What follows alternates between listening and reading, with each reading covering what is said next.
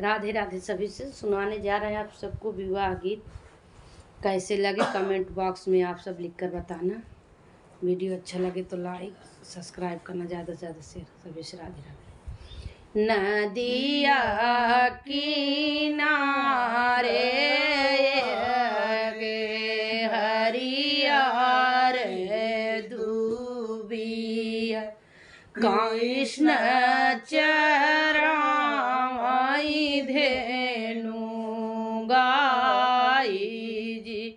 कृष्ण चराई धेनु गाई जी।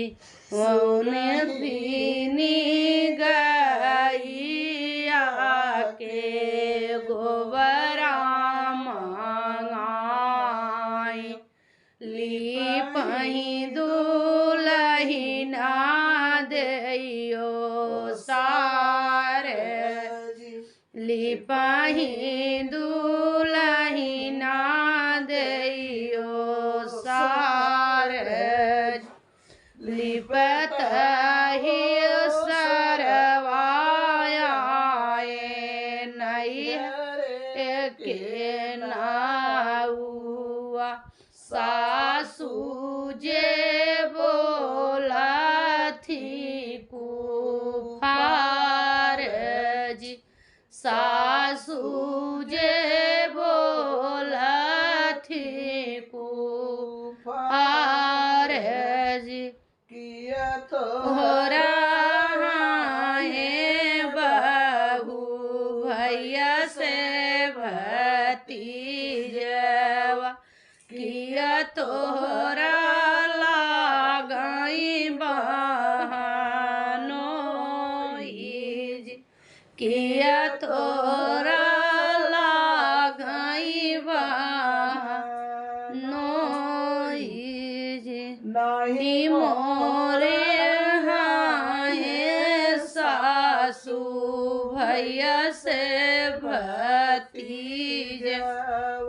नाही मोरा लागई बहनोई जी। नाही मोरे लागई बहनोई जी।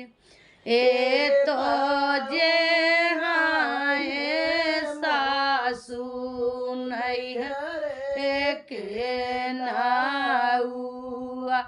मागत मोरे ननदोई जी। उठिया गोड़िया कूदर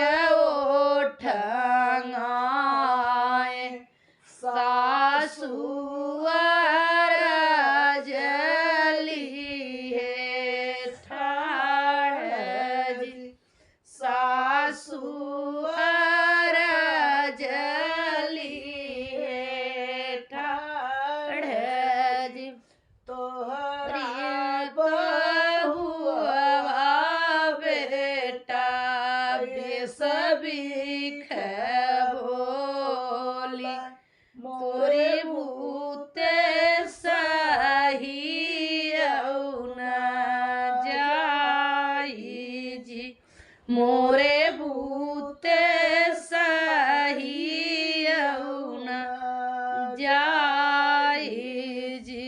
पहिले तो मोरे साई